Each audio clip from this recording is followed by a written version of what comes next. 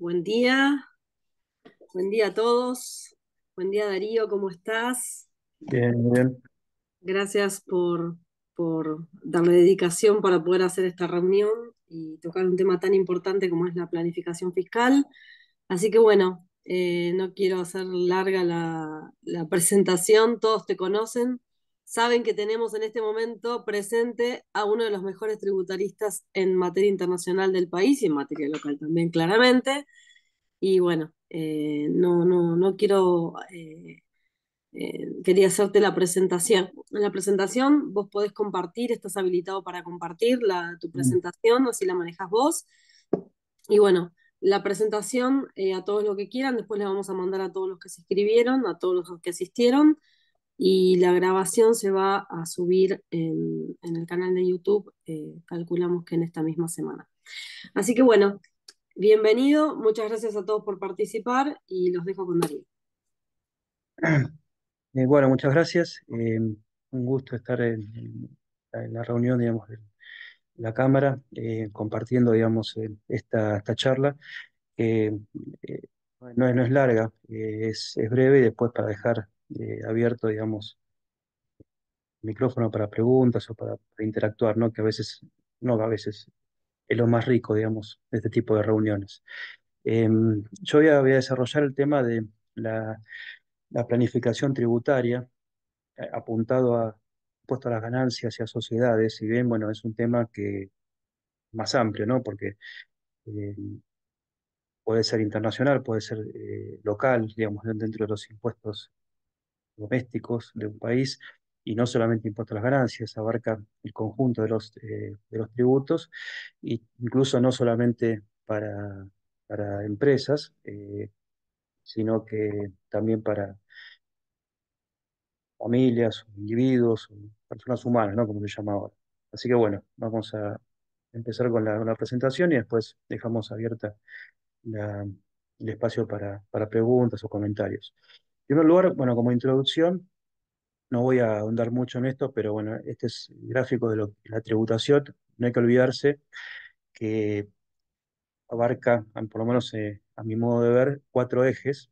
Eje de la política tributaria, el eje abajo de las finanzas públicas, que es una rama de la economía, el eje del derecho tributario, que es una rama del derecho, y el eje de la técnica tributaria. Por eso, digamos, la tributación es un arte como la política, es una ciencia como el derecho y la economía, y también es una técnica tributaria. Es un fenómeno transversal, complejo, y bueno, y al modo de ver son 12 los principios de la tributación, tres por cada uno de los ejes. Siempre hay un principio expansivo que tiene que ver con la justicia, con la equidad, etcétera, la redistribución, la equidad. Hay un principio que es contractivo, tiene que ver con la legalidad, con la generalidad, es decir, que ese principio de justicia tiene que tener límites y tiene que tener ciertas también contornos, por ejemplo, digamos, la equidad horizontal, etcétera. Y después un principio cuantitativo que es muy importante, que es porque estamos hablando de una transferencia de recursos y para ni más ni menos sostener al Estado, ¿no? Y el Estado puede ser muy grande, más grande o más chico, pero guste o no guste, la Argentina representa más del 50% del producto y el resto de los países del mundo por lo menos normal, normal me refiero, no, o sea, haciendo caso omiso de los paraísos fiscales, ¿no? Digamos, el Estado representa cuanto menos el 30% del producto. Entonces y eso está sostenido por los tributos. Por eso el principio integrador cuantitativo es un principio importante, ¿no? Por ejemplo, digamos, el principio, digamos, de suficiencia o de recaudación en materia de política tributaria, de eficiencia en materia de finanzas públicas, eh, de equidad o no confiscatoriedad, derecho tributario y la liquidación en materia de técnica tributaria. Bueno, ¿dónde ubicamos en la planificación tributaria? Lo ubicamos dentro de la técnica tributaria tenemos el principio, digamos, expansivo, que es el principio de subsunción, es decir, eh, ir del negocio a la ley, ¿no?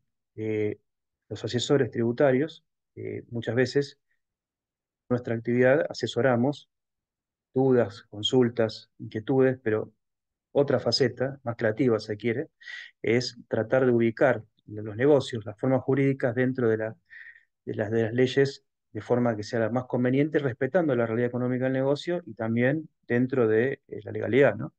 Eso en leyes muy imperfectas, como la Argentina, sumamente imperfectas, que tienen más agujeros que un queso gruyere, digamos, tiene más avenidas o más posibilidades de desarrollo que en otras legislaciones que son más desarrolladas, más casuísticas, más, no son perfectas, pero son mucho más, si se quiere, eh, más objetivas, más casuísticas, ¿no? Entonces, en legislaciones como en Argentina, este principio de subsunción, en el que vamos del negocio a la ley, es la planificación tributaria y tiene mucho espacio para desarrollo. Lamentablemente, la práctica, por lo menos en modo de ver, indica que las empresas no invierten mucho en planificación tributaria, incluso empresas multinacionales, y bueno, la verdad que están haciendo mala praxis. Es decir, un director, supónganse que una empresa es muy exitosa en su negocio, pero todos los recursos los deja en cuenta corriente y no los invierte. O sea, no los optimiza, no hace inversiones de corto plazo, de mediano plazo. Todo el mundo va a decir, está haciendo mala praxis, digamos, eh, usando mal los recursos financieros, ¿no? Bueno, ¿qué pasa en materia tributaria con el gasto tributario? El gasto tributario en las empresas, basta ver el estado de resultados, es más relevante que el tema financiero, salvo en empresas que se dedican a lo financiero, ¿no? Eh, y quizás en épocas inflacionarias, digamos, la cuestión, la gestión financiera cobra más relevancia, pero la, cómo administramos los tributos, es decir, cómo hacemos, cómo planificamos los tributos, muy relevante en países de alta carga tributaria, de altísima carga tributaria como es Argentina. Y eso tiene que ver con la planificación tributaria.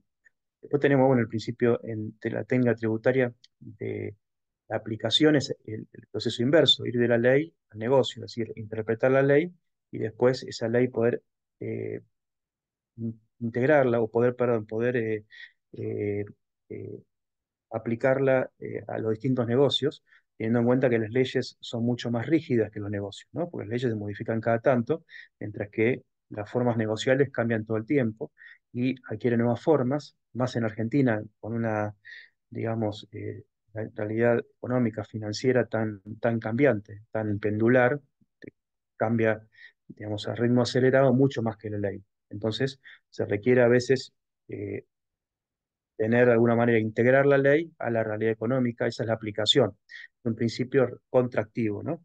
Para darle justamente contorno, para darle, es como el principio de legalidad en materia de derecho tributario, para darle ese contorno a la técnica tributaria.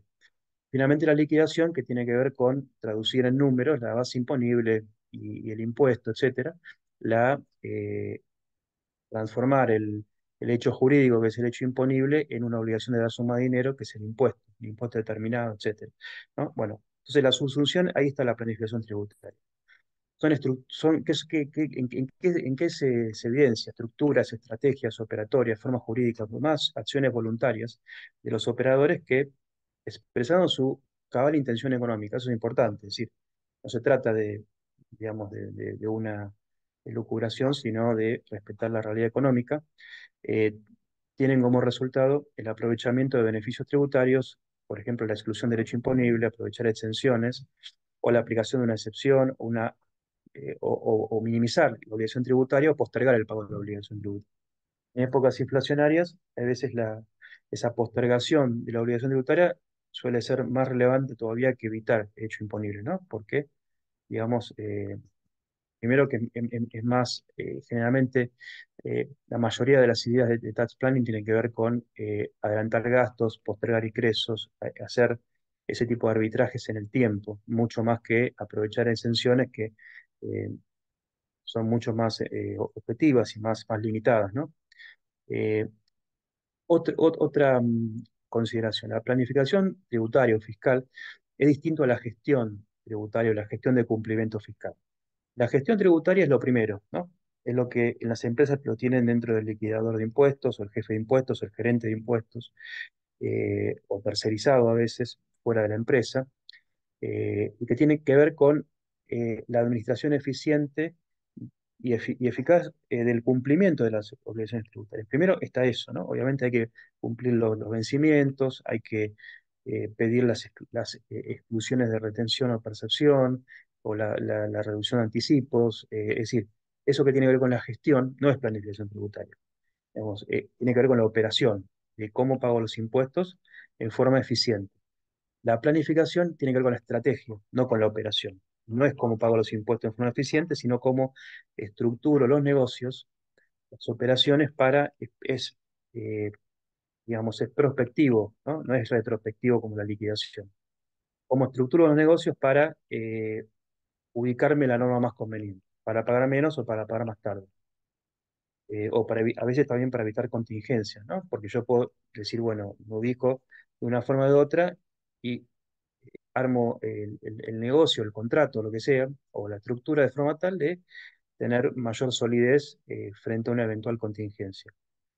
Bueno, la tipología, esto un poco para deslindar las clasificaciones, como decía Dino Yarach, sirven para entender los fenómenos, no por la clasificación misma, ¿no? Pero esto me parece que ayuda a entenderlo porque hay que diferenciar, por un lado, la economía de opción. La economía de opción es cuando hay un régimen que está estructurado para dar un beneficio fiscal. O sea, el régimen de Tierra del Fuego, de la ley de economía del conocimiento, etcétera, etcétera. Todos los regímenes de promoción que tenemos que implica, digamos, uno cumple todos los requisitos y las condiciones, por ejemplo, de trasladarse a Tierra del Fuego, lo cual no es fácil, ¿no? Pero bueno, después aprovecho los beneficios. Eso no es planificación tributaria, eso es hacer uso de una economía de opción, es decir, de una norma que me da un beneficio, ¿no? Después está la ilusión fiscal lícita y la ilícita. La ilícita es evasión, es cuando yo violo el espíritu de la norma. No es que directamente, digamos, me escondo y, digamos, y no liquido el tributo como corresponde, sino que uso una maniobra, estructuro una maniobra o simulando algo o disimulando algo, eh, no cumpliendo realmente, o sea, haciendo mostrar en apariencia algo que no es la realidad. Eso es ilícito, ¿no? Pues estoy violando el espíritu de la norma. Y después está en el medio la ilusión fiscal lícita, donde aprovecho, eh, digamos, la norma más conveniente de una manera inteligente. No algo, una norma evidente, como puede ser un régimen de promoción, pero lo hago dentro de la ley, no fuera de la ley como la ilusión fiscal ilícita, que es evasión. Entonces, la ilusión fiscal lícita, esta es la planificación tributaria. Hay muchos fallos, es un tema que da para mucho, pero digamos, el antecedente digamos, que muchas veces he mencionado en fallos de la Corte, es el Gregory versus Helber en 1935. La Corte Suprema norteamericana dijo que el derecho legal del contribuyente de reducir lo que de otra manera serían sus impuestos o directamente evitarlos mediante mecanismos que la ley permite no puede estar en duda, ¿no? Eh, ¿Por qué? Porque el pago de impuestos no es una obligación moral, ¿no? Una obligación legal, es ley, es decir, surge de la ley y que representa, digamos, un mandato del legislador de la ley eh, dentro de su poder tributario de establecer tributos y del principio de legalidad de establecer con precisión todos los elementos de la obligación tributaria. Todo lo que está por fuera de la obligación tributaria, porque no está previsto, eso no está sujeto a impuestos. Si es injusto o no es injusto, bueno, habrá que modificar la ley, pero digamos que es una obligación legal el tributo. Entonces, si uno está dentro de la ley, está cumpliendo, por más que lo está haciendo de una manera eh, no tomando un camino directo, sino un camino a veces indirecto. Eh, el primer fallo me parece que está referido a, digamos que a la obligación tributaria, sin decirlo con esos términos. En el 58 el fallo de ICA dice que el esfuerzo, dice, no es reprensible el esfuerzo honesto del contribuyente para limitar sus impuestos al mínimo legal, ¿no? Esta definición tiene un problema que es definir qué es honesto, ¿no? Porque lo que para uno es honesto puede para otro no serlo, y ahí está la definición entre la elusión lícita y la ilícita. Si es deshonesto, es ilícito. Si es honesto, es lícito, ¿no? Esa es la dificultad que la elusión, a su vez, es elusiva en cuanto a su definición, ¿no? O sea, es una tautología, pero es muy difícil, digamos, ponerle definirla objetivamente, ¿no? Termina siendo en muchos casos, más en Argentina, donde no está definida correctamente. En la ley de procedimientos se define principio de consideración económica y de realidad económica en términos muy laxos, una definición que data de 1933, que tiene ya un siglo más o menos de vida, y la verdad que el mundo avanzó hacia esquemas mucho más desarrollados en cuanto a la definición de la ilusión fiscal lícita o ilícita, que Argentina requiere, digamos, ¿no? Modificar y regularlo, incluso a favor del fisco, ¿eh? Esto no es que esto lo perjudica al contribuyente, al contrario, lo perjudica al fisco generalmente. Bueno, en un mundo con fronteras nacionales, en un mundo cerrado, generalmente la planificación tributaria está muy ligada a la imperfección de la norma doméstica, ¿no? Los loopholes, como llama, los vacíos legales, ¿no? En la década del 80, en donde el mundo en general estaba más cerrado y donde, digamos, en el 80 empieza la globalización y después eso crece exponencialmente hacia el mundo digital, más que la globalización, la digitalización, donde no se requiere la presencia física, entonces ahí la planificación tributaria explota, ¿no? Así lo eclosiona, porque generalmente tiene un carácter más internacional que nacional, explotando las interfaces entre sistemas, es decir, la relación entre distintos sistemas jurídicos, sistemas tributarios. Eh, en el caso de Argentina, digamos que la planificación tributaria es tanto nacional como internacional, porque si bien no tenemos una economía plenamente abierta, si bien está en proceso de apertura actualmente, eh, hay obviamente operaciones internacionales, pero por otro lado, la norma local, las normas locales, y hablo de todos los impuestos, no solo el impuesto a las ganancias, es muy imperfecta y eso da, como dije al principio, espacio para hacer planificación, ¿no? Vamos a describir con algunos ejemplos simples, pero simplemente para bajar a tierra, ¿no?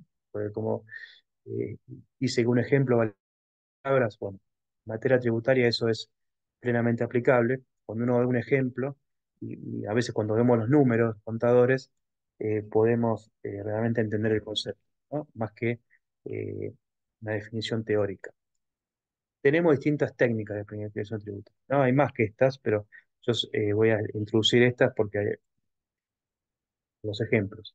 Técnicas de desacople entre operaciones grabadas y exentas, técnicas de revaluación de activos, técnicas de arbitraje de base, técnicas de diferimiento de ingresos o adelantamiento de gastos, técnicas de aprovechamiento de quebrantos y créditos tributarios. Son todas técnicas, herramientas para hacer una clasificación, si se quiere, un desglose de lo que es la planificación tributaria. Técnicas de desacople en operaciones grabadas exentas. Concepto: se aprovecha el tratamiento discordante entre la parte activa y la parte pasiva. Por ejemplo, una parte no grava, porque es un ingreso exento o no gravado, y la otra parte lo deduce vía amortización o gasto deducible, o compensa quebrantos sin perspectiva de recupero. Es decir, no hay en nuestra sistema tributario, en el impuesto a las ganancias, no rige un principio de correlación en donde si uno graba el otro deduce, o si uno no graba el otro no deduce, ¿no? Eso existe en otros sistemas, ¿no? De hecho, BEPS, que es una iniciativa de la OCDE, no sé si ustedes conocen, ya tiene más como 10 años, pero digamos está en proceso todavía. Una de las acciones tiene que ver con eso, lo que llaman instrumentos híbridos, entidades híbridas, y para tratar de evitar ese desacople entre, que en este caso es internacional, entre una empresa que está deduciendo un gasto, por ejemplo, y la otra empresa que no lo está grabando. Entonces obtengo una doble deducción, como una especie de doble deducción. Argentina no tiene legislación al respecto, es absolutamente huérfana o virgen, digamos, en ese tipo digamos, de cuestiones, y no hay ningún principio que lo establezca en forma tampoco general, como existe, por ejemplo, en Uruguay. La regla candado, no sé si ustedes la conocen, que en Uruguay cuando se paga hacia el exterior, hay veces que no hay retención, Pero si resulta que la contraparte, el beneficiario, no hay impuesto a la renta o hay un impuesto a la renta menor a la tasa de Uruguay, que es 25%, en Uruguay ese gasto en la proporción en que contraparte no lograba, o lograba en menor medida, no es deducible, ¿no? Por ejemplo, y de Uruguay pagas un servicio a Islas Vírgenes Británicas que es cero, no tiene impuesto a la renta, la empresa uruguaya no va a poder deducir ese gasto porque va a tener que recuperar el hecho de que el beneficiario no lo grabe en su país de origen. Ese que se llama regla de candado no existe en Argentina, ¿no? Digamos, con lo cual podemos explotar muchas veces esta discordancia. Por ejemplo, voy a dar dos ejemplos. Un préstamo en dólares que una persona humana no habitualista se lo da a una empresa de la cual puede ser accionista, ¿no? Es la persona humana, si hubiera una devaluación, que siempre hay, digamos, del peso, no está grabada la diferencia de cambio para la persona humana. No estamos hablando de un no habitualista lo puede ser operaciones financieras, ¿no? Es decir, sí está grabado el interés, pero no la diferencia de cambio o la actualización. Está exento. Mientras que para la sociedad es deducible. Si bien si es vinculado, por ejemplo, si es el accionista, hoy tenemos un límite que es el 30% de la EBITDA, en el artículo 85 inciso A, que establezca también por producto de esta iniciativa BEPS de la OCDE, otra de las acciones, la acción 4, y que tiene que ver con limitar el monto de intereses deducibles. No obstante, dentro de ese límite, que es muy generoso, digamos, dentro de ese límite es deducible. Entonces, la sociedad deduce la diferencia de cambio, mientras que la persona física, la persona humana, no tributa. Obtengo una doble deducción, en definitiva, ¿no? A diferencia de que si en lugar de hacer un préstamo en dólares, la persona humana le hiciera un aporte de capital, un aporte irrevocable, no tendría ese efecto de doble deducción, porque no es deducible, digamos, los dividendos no son deducibles. Bueno, el segundo ejemplo puede ser el de aportes del empleador, ¿no? Supóngase eh, una sociedad que tiene quebrantos cuantiosos y arma o constituye un seguro de retiro de una empresa administrada por la Superintendencia de Seguros. Hay un monto deducible por empleado, por beneficiario, que actualmente está en 195.000 pesos por año, ¿no? Es muy bajo, ¿no? Muy bajo, menos de $200 por año. Bueno, la norma dice que cuando se produce el rescate, en la medida de que no se dedujo, no está grabado para el beneficiario. Entonces, hay empresas que en lugar de pagarle una gratificación, un bonus a un empleado, a un grupo de empleados, recurre a estos seguros de retiro, en donde inclusive si es una gratificación no está sujeto a seguridad social. No, si bien la sociedad no lo deduce, el aporte deduce estos 195.000 pesos, que prácticamente no deduce nada, supónganse, esto está para empleados de alta jerarquía, con lo cual son montos mucho más altos. Cuando se produce el rescate, que tiene que pasar un plazo, tengo entendido que 9 meses, 10 meses, ya pues está regulado por la Superintendencia de Seguros, ya se puede rescatar ese fondo, entonces el empleado lo rescata. Puede ser que requiera más tiempo porque estos suelen ser planes vinculados con políticas de retención del personal, ¿no? Pero supónganse que lo rescata a los 9 meses, no está grabado para el empleado. Si bien no fue deducible para la empresa, pero como la empresa tenía quebrantos, en el ejemplo, entonces absorbe quebrantos la empresa, mientras que el empleado si no tiene un costo fiscal y el empleado, digamos, no tributa sobre eso, con lo cual termina siendo un doble beneficio. Ese es un desacople en operaciones grabadas exentas. Después tenemos otra técnica que es la de reevaluación de activos, ¿no? El concepto es que se transfieren activos para aprovechar mayores deducciones en cabeza del adquirente sin la contrapartida en ingresos imputables en cabeza del enajenante, ¿no? Es decir, se produce lo que llama un step up del activo o de cierto activo. Por ejemplo, una empresa A transfiere una máquina a la empresa B. La empresa A ejerce la opción de venta y reemplazo, artículo 71 de la Ley de Ganancias, y la empresa B amortiza la máquina en base al precio de transferencia y actualiza el costo por IPC, o se lo alquila incluso a la empresa A la cual deduce el alquiler. Es decir, ¿qué estoy haciendo acá? Estoy levantando el valor de un activo para amortizarlo sobre valores reales, incluso ajustado por inflación, mientras que la otra empresa, al hacer uso de venta y reemplazo, difiere de alguna manera la utilidad, incluso muchos ejercicios, ¿no? Esta es, si uno hace, si son dos empresas vinculadas, supónganse, donde hay un solo interés, uno hace el valor presente de esto y da positivo, es decir, tengo un ahorro impositivo financiero, ¿no? Pero un ahorro impositivo que puede ser muy importante cuanto mayor sea el plazo de amortización de los bienes de reemplazo. Técnicas de arbitraje de base. Se concretan operaciones en forma discordante en la parte activa y la parte pasiva, o en la fuente de los ingresos, en particular, la aplicación de distintas bases imponibles, ¿no? Ejemplo, es decir, lo que es la base imponible de uno no es igual a la base imponible del otro. Entonces, eh, termino teniendo una ventaja porque el que tributa sobre una base menor, ¿no? Por ejemplo, la empresa A desea adquirir una planta industrial llave en mano. Para ello se constituye la empresa B, que está vinculada, cuyo objeto es ser dadora de bienes en leasing.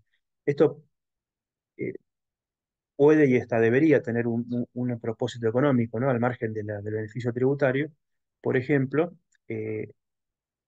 los activos estén separados de la operación. Entonces, la empresa de leasing, durante un plazo, por lo menos, lo que hace es adquiere el bien y se lo alquila o se lo da en leasing la empresa A.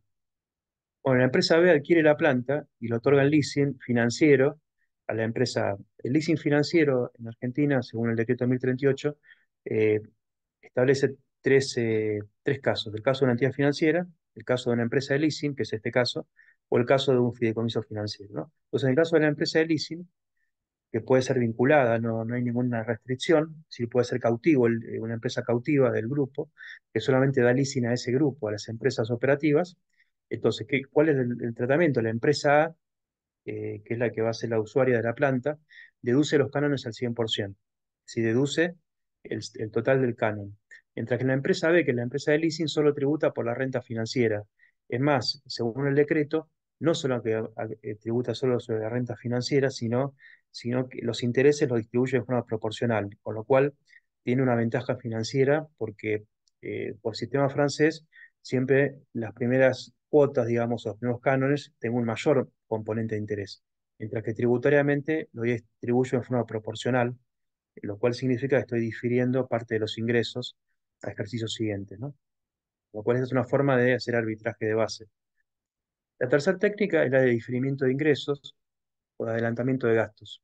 Es decir, se aprovechan distintos momentos de imputación de forma de diferir ingresos o adelantar gastos. Esta es una técnica que se usa mucho en Argentina, es decir, que hay muchos ejemplos que se pueden dar sobre esto en la práctica, ¿no? En la realidad, ¿no?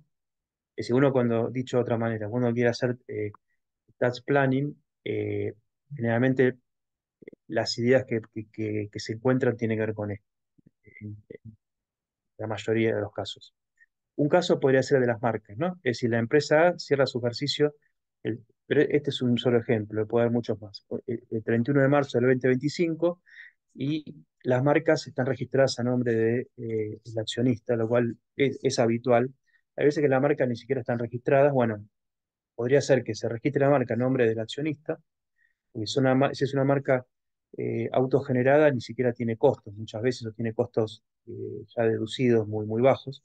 Entonces, esa marca, que puede ser una marca, tiene un valor de mercado importante, es registrada en el INPI por la persona humana y se la da en uso, con una licencia de uso, a la empresa. Incluso esa licencia de uso no tributa IVA, o sea, tiene otras ventajas. Y, por ejemplo, le cobra un porcentaje, es un ejemplo, ¿no? 5% del EBITDA con periodos de liquidación al 31 de marzo, que es el cierre de ejercicio de la empresa. Eh, Se acuerda en ese contrato de licencia de uso de marca que la persona humana percibirá anticipos del 3% de las ventas mensuales. La empresa A imputa el gasto el 31 de marzo. ¿Por qué? Porque es, digamos, cuando se devenga y cuando además es el periodo de liquidación. Mientras que la persona humana, si bien retiró todos los meses 3%, lo hizo como anticipo y finalmente termina liquidándose con el periodo al 31 de marzo de cada año. Entonces se imputa los ejercicios del periodo fiscal 2025, lo cual implica que recién va a tributar en junio del 2026, es decir, 10 meses después más o menos de, eh, la empresa, ¿no? Es decir, gana un año.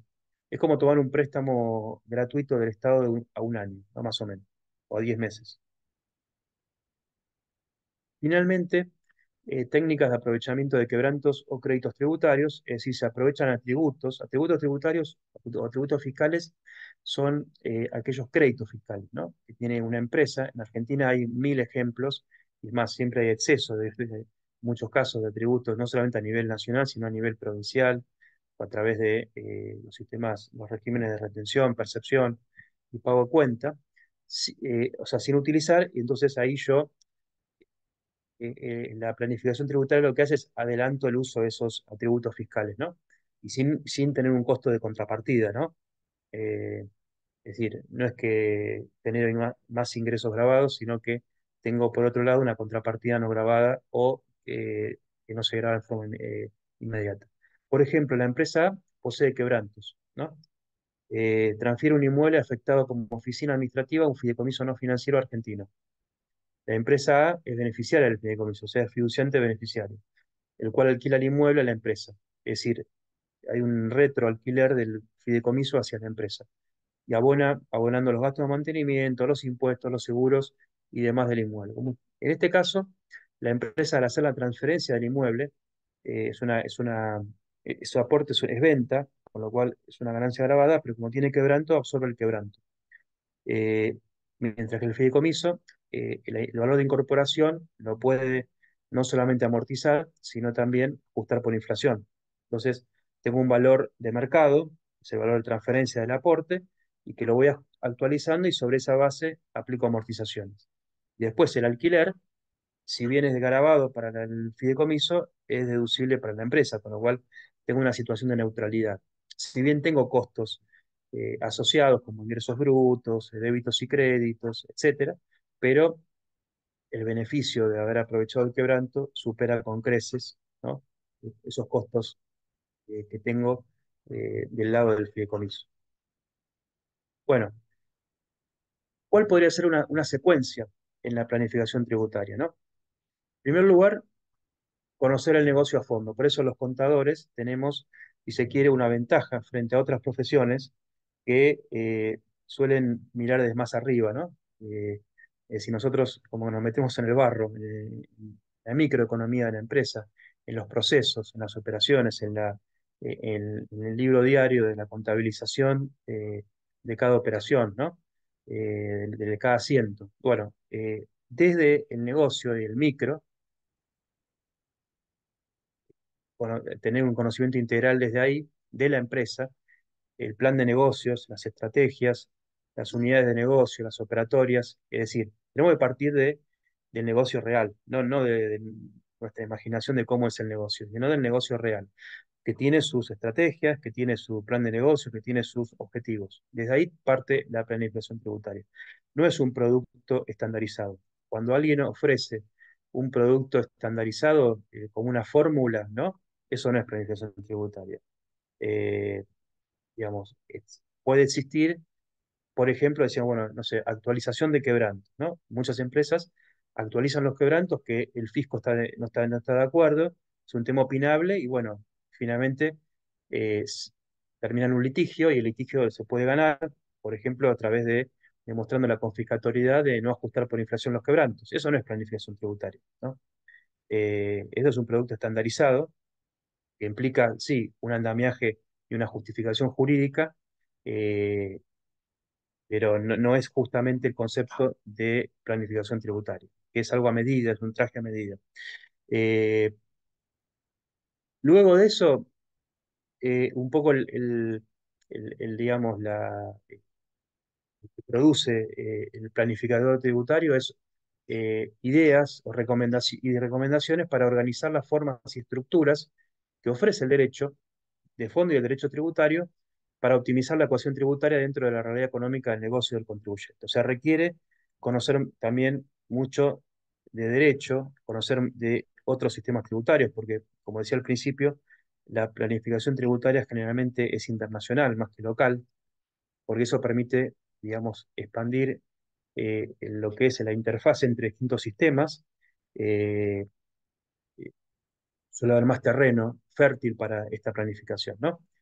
Muchas veces requiere, eh, digamos, determinadas acciones que tienen un costo de implementación, ¿no? Es decir, armar un contrato distinto o nuevos contratos, nuevas sociedades, cambiar determinadas estructuras, suele requerir, digamos, un costo de implementación.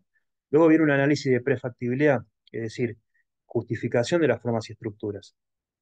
Yo hago un cambio, ¿no? Y lo que era un camino directo, ahora lo hago como un camino indirecto, y estoy en la misma situación que antes, es decir, donde no cambié los riesgos, por ejemplo, o no cambié la posición jurídica. eh, Muchas veces eso es una simulación y no pasa la prueba de alguna manera de la realidad económica en Argentina, que vamos a mencionarlo después, ¿no?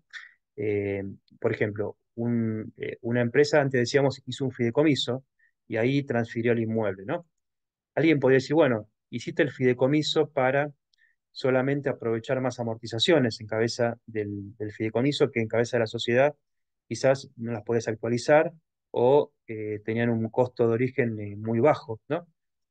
Sí, lo hice por eso, pero además tengo una justificación económica, porque yo al tener los activos fijos fuera de la empresa, bajé mis riesgos, es decir, el riesgo operativo, no tengo los activos dentro del balance, los tengo fuera del balance. Eso tiene una justificación o un propósito de negocios asociado. Entonces,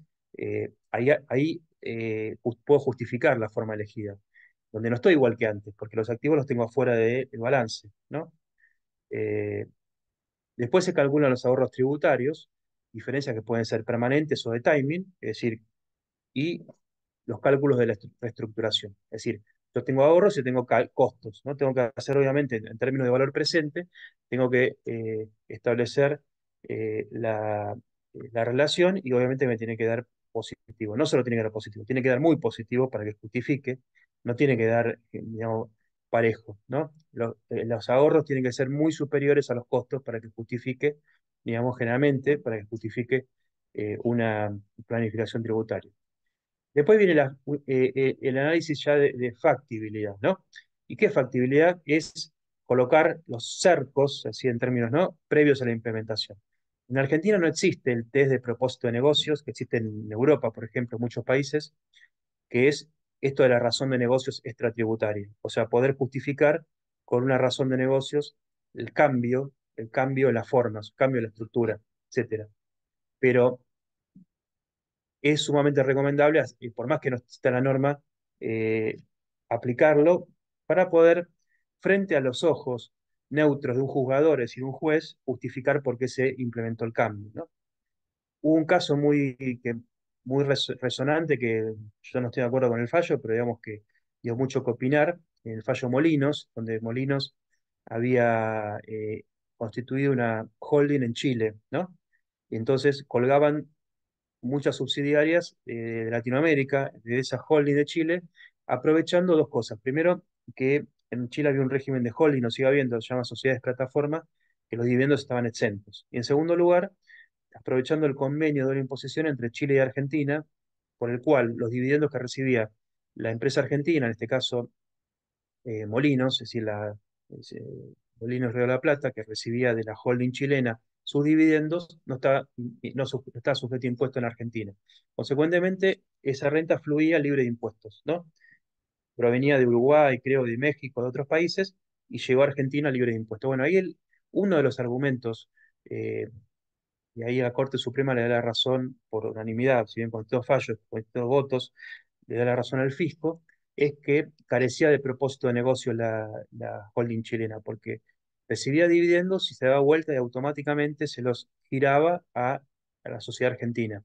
Como que no tenía una función específica salvo el ahorro de impuestos. Entonces, si bien no hay como existe en otros países, un test de propósito de negocios, PPT, eh, también llamado, eh, es digamos, una buena práctica ponerlo como cerco en los análisis de planificación tributaria. Que haya un propósito de negocios. Uno hace un fideicomiso, por ejemplo, ya a nivel personal, testamentario, entonces tiene un propósito de negocio. Porque si bien yo ante los activos lo tenía en cabeza personal, incluso una persona puede hacer un testamento, un legado, y cubre el tema sucesorio, pero no es lo mismo hacer un legado, y ahí los activos están sujetos al riesgo de que haya un tercero que los ataque o que haga reclamos, que tenerlos adentro de un fideicomiso. Y que yo le doy un fin testamentario mucho más sólido y mucho más fuerte que un legado simple en cabeza de la persona. Y después el otro test, que este lo usa países como Estados Unidos, Inglaterra, etcétera, test de sustancia sobre forma, es más, en general más anglosajón. Eh, Sustancia sobre forma significa que yo tengo que analizar que haya habido un cambio en la posición comercial o financiera, es decir, antes y después. Antes yo tenía determinado nivel de riesgo o determinada posición comercial y financiera, después de la estructura eh, tiene que haber algún cambio. Si no hay ningún cambio, es una operación circular, como se llama, ¿no? Entonces, no tiene efectos. Eso según la legislación de sustancias sobre forma. Es decir, mirar la sustancia, ¿no? No solo la forma. Eh, y finalmente la implementación, ¿no? Que no es menor, porque a veces requiere cambiar criterios, a veces requiere, obviamente, estructurar contratos, nuevas sociedades, reorganizaciones, reestructuraciones, lo cual tiene obviamente su planificación en sí también, ¿no? Por ahí termina la planificación. eh, lo ideal es hacerla, obviamente, como lo indica eh, su nombre, en forma planificada, es decir, con anticipación. Es decir, ahora estamos haciendo una reunión un poco por el vencimiento de ganancias, quizás eh, no es el mejor momento para hacer planificación si queremos aplicarla al periodo ya vencido, ¿no? Sino que se aplica para periodos abiertos y obviamente cuanto más lejos del cierre, mejor. Es de lo más importante de la presentación. No lo hice yo, ¿eh? Pero bueno. Eh, bueno, muchas gracias. Y dejo,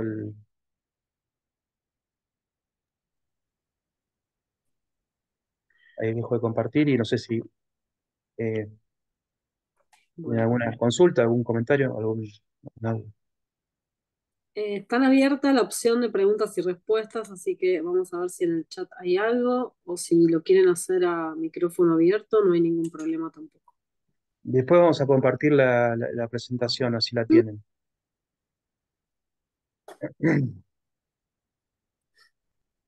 ¡Qué silencio!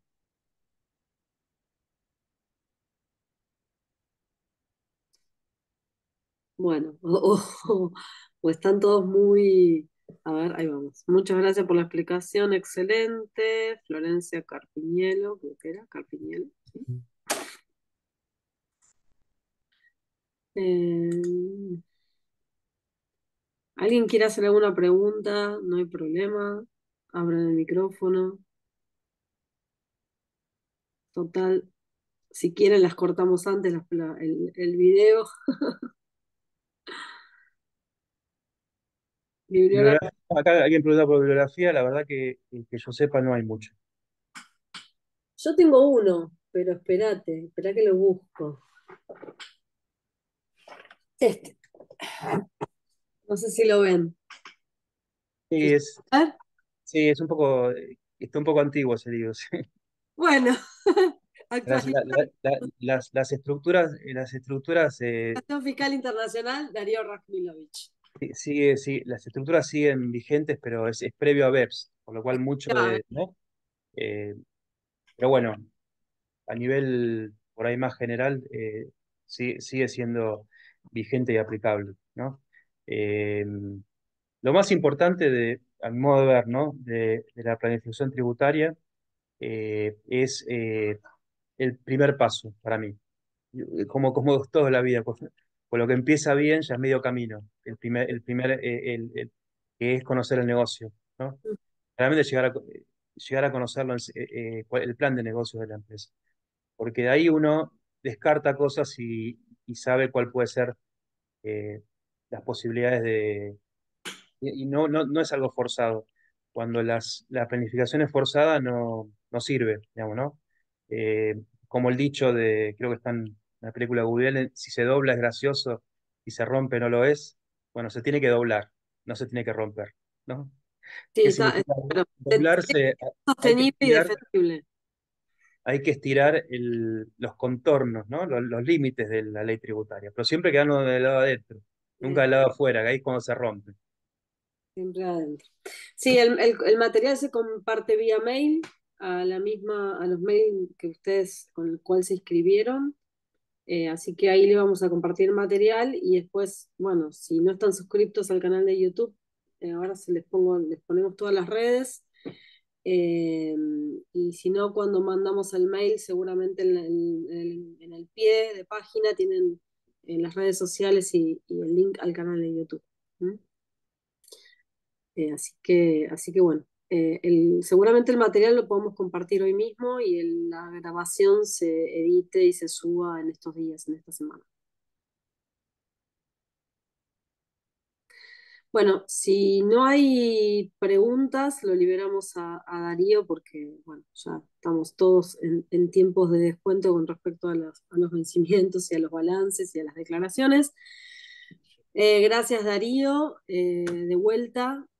Siempre, él, la verdad que siempre es amoroso, siempre nos da el apoyo, siempre viene a dar charlas de CEPET, maneja la mesa de tributación internacional, así que seguramente después de los grandes vencimientos hagamos algunas reuniones más de planificación de tributación internacional.